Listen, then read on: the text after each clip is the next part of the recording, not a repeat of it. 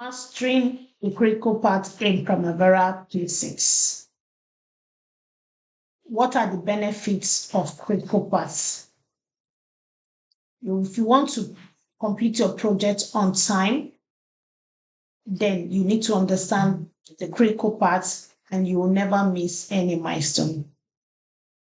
This is Synergy Program Managers bringing you tricks on how to manage critical paths using Primavera P6. First of all, in this video, you're going to understand what are critical paths. When we say critical paths, what do we mean, right? How do you identify critical paths on a schedule, on an existing schedule you're building one? And what are the common mistakes that planners make? Planners, project managers, project engineers, anyone that is using Primavera P6, what are the common mistakes they make when looking at critical paths? Now follow me as you will learn one or two things from this video. First, what are critical paths? Critical paths are, so to speak, in shortest description, it is the longest path on your schedule. Your critical path forms the duration of your schedule. It runs, so on a schedule, as you're seeing this schedule, this Primavera P6 schedule on my screen, it is called the longest path. Sometimes also it is usually represented in your P6 or on your schedule in red colors, highlighted in red. So you're seeing all these activities highlighted in red. They are your critical paths. These ones you're seeing in green, they are not on the critical paths. So then you can ask, how many critical paths can we have on a schedule? Can we have more than one critical path on a schedule? The answer is yes. So don't expect that on a project schedule you can have only one. If you have one critical path on a schedule, you are fortunate. I can tell you are in luck if you have one critical path on a schedule. You can have multiple critical paths. But what does it mean when I have multiple critical paths on a schedule? What it actually means is that that schedule is at risk. The risk level of that schedule is high. The risk level of that project is high. That means that we are going to, the likelihood that we are going to overrun that schedule is very, very high. Why is it so? Because what your critical paths shows the areas you need to concentrate. And if you're juggling so many balls at the same time, there is always the tendencies that one will fall. But if you have only one ball you're juggling at a time, there is all the concentration on your body will be on it, right? But when you have so many you're juggling, then there is always the tendency of one or two falling off.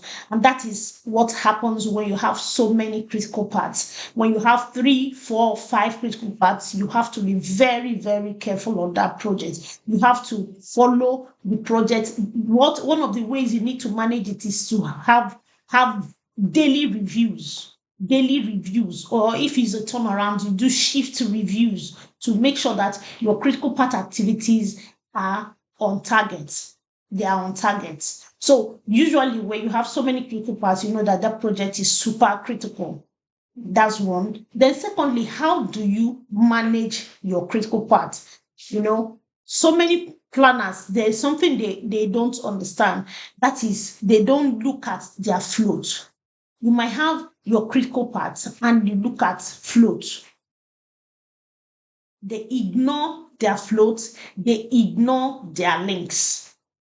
Your relationship will determine whether you have your activity is critical or not. And there is one thing I want to point out in this video, which most planners make. Sometimes you see this plan, it looks like a pretty picture. It's looking, the colors are looking well put together, all the greens, all the blues, but this is telling us a lot of story. There is a story this schedule is telling us here. You see, this is your critical part. If you have error in your relationship, it's going to be garbage in, garbage out. That means the critical part might be wrong. So most planners make that mistake. Oh, they try to just join one or two together, but not looking at the sequence properly. So in looking at your critical path, one of the two things you need to consider to be sure that your critical path is accurate is your relationship one, and then your float, the activity float and the project float. So let me show you of course, see your total float. This is your total float. So as a project, your project does not have floats. Yeah, this project you're seeing here does not have float because at the project level, it has no float. But some of the activities have float. So all these activities, some have float. Some of the activities that have float, you can play around them. But the ones that does not have float, you cannot play. So